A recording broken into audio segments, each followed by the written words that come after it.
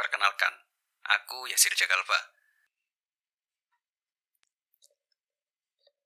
Hai, apa kabar semuanya? Perkenalkan.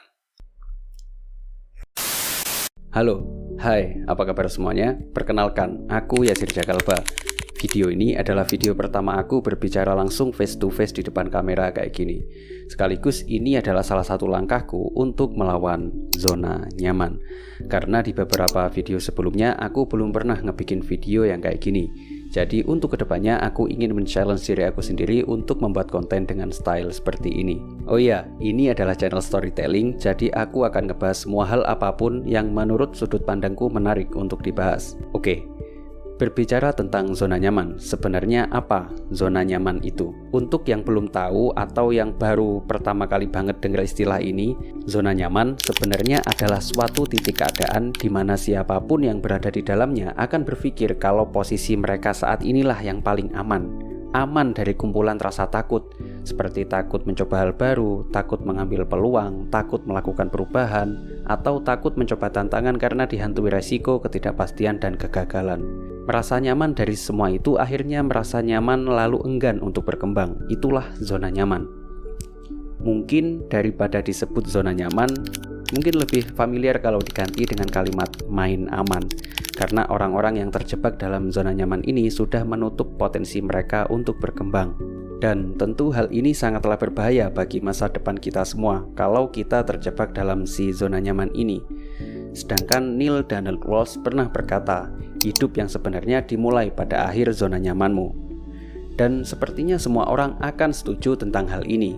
Lalu pertanyaannya adalah, sebenarnya apa akar dari munculnya zona nyaman ini? Bagaimana cara kita keluar dari zona nyaman? Dan apakah merasa nyaman berarti selalu terjebak dalam zona nyaman? Gini, menurutku tidak semua perasaan merasa nyaman itu bisa menjadi akar dari munculnya zona nyaman. Ada juga kok rasa nyaman yang bersifat positif. Banyak banget orang yang salah persepsi tentang maksud dari zona nyaman. Akhirnya banyak orang yang bingung dan bertanya-tanya dirinya sedang berada dalam zona nyaman atau enggak. Kalau kalian juga masih bingung, simak video ini sampai habis.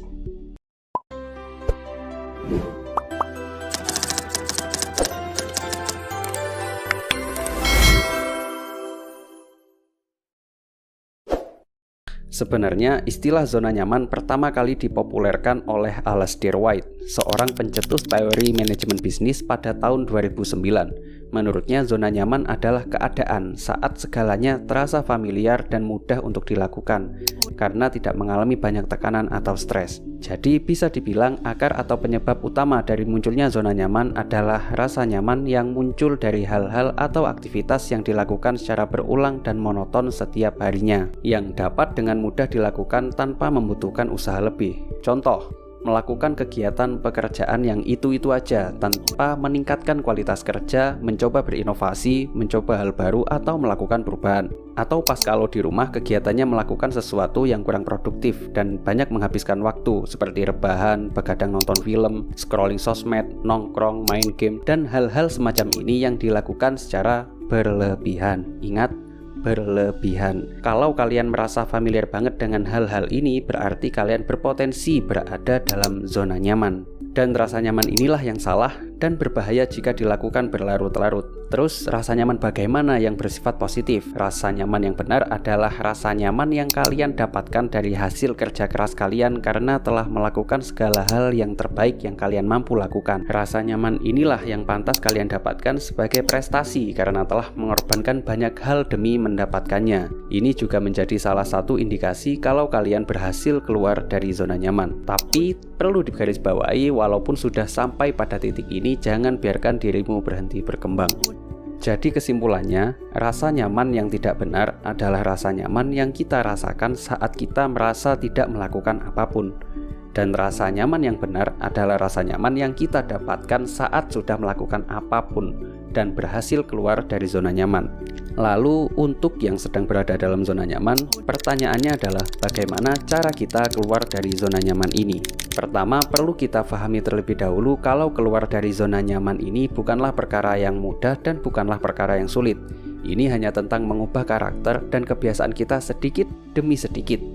yang tentunya tidak bisa kita lakukan hanya dalam waktu semalam. Jadi tidak perlu muluk-muluk untuk langsung berubah drastis 360 derajat, karena biasanya orang-orang yang kayak gini malah akan gagal di awal. Harus benar-benar dimengerti kalau ini bukan tentang merubah diri kita 1 hari, 2 hari, atau seminggu.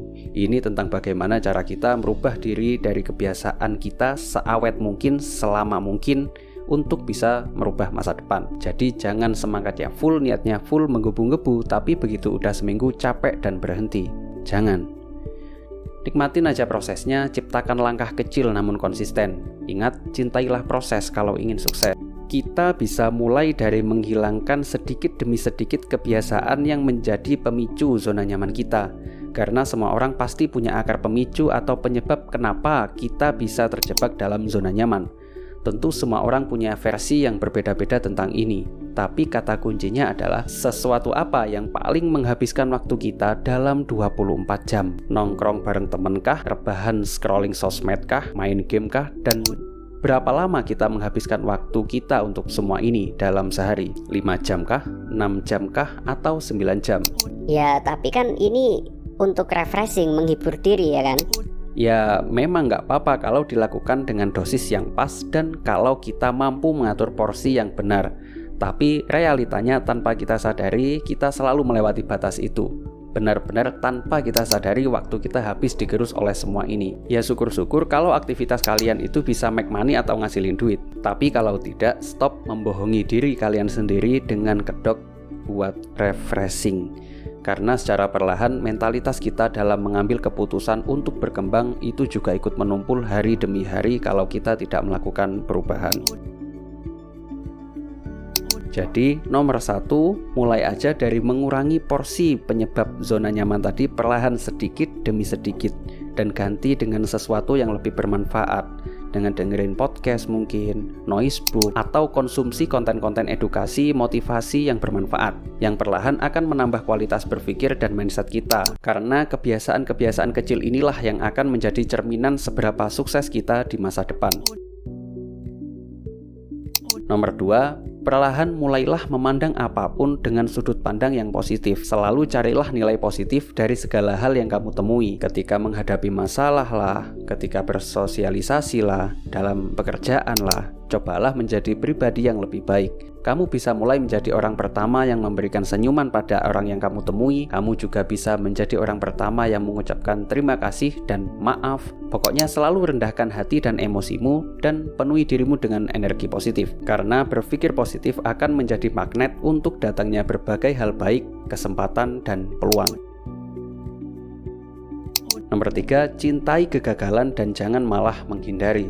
Karena kegagalan adalah buku pelajaran terbaik untuk masa depan kita. Jangan pernah takut untuk mencoba hal-hal baru, mengambil setiap kesempatan dan peluang yang Tuhan hadirkan untuk kita. Gagal nggak masalah kok, yang penting sudah mencoba dan berusaha. Andai kata gagal, kita akan gagal di akhir dengan mendapat berbagai pengalaman baru. Tapi kalau kita tidak berani mencoba, saat detik itu juga kita sudah gagal. Jadi pahamilah sukses dan gagal, untung dan rugi itu bagaikan siang dan malam di dunia para pengusaha dan entrepreneur. Tidak mungkin bisa dipisahkan karena ya memang sudah sepaket.